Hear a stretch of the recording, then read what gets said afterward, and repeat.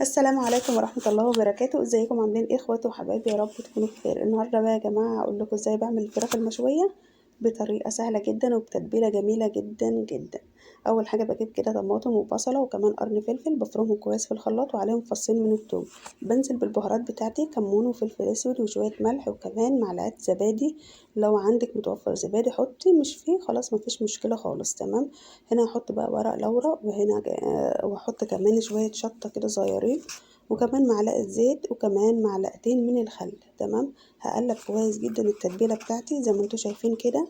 وطبعا غسلت الفراخ بتاعتي كويس جدا بالخل والملح، وكمان قطعتها تقطيع كده عشوائي زي ما انتوا شايفين. اي تقطيع يا جماعة مش شرط يعني، وممكن الصدر لو كبير قطعوه نصين. تمام. هنزل كده بشوية الخل بتوعي، هقلب كويس جدا التتبيلة وهنزل بها بقى على الفراخ.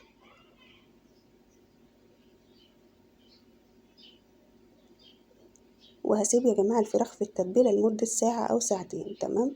لو عايزة تسيبيها أكتر من كده يبقى كويس جدا.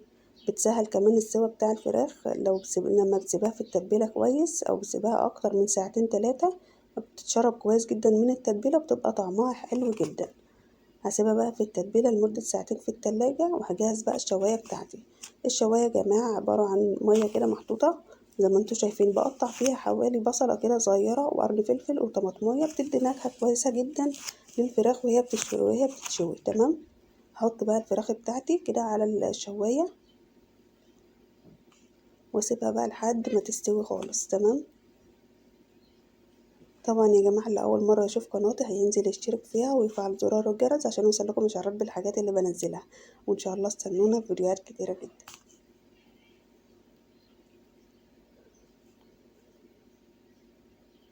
ولما بتشويها على الفحم برضو يا جماعة بتبقى جميلة جدا بصراحة وطعمها حكاية.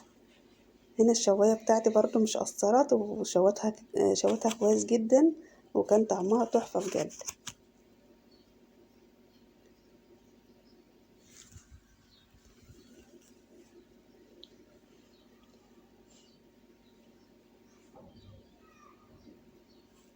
ايه رأيكم بقى في الجمال اللي انتوا شايفينه ده؟ بألف هنا وشفا على قلوبكم. اتفضلوا معانا بقى يا أحلى فانز بالدنيا، واستنونا إن شاء الله في فيديوهات كتيرة جدا. باي باي.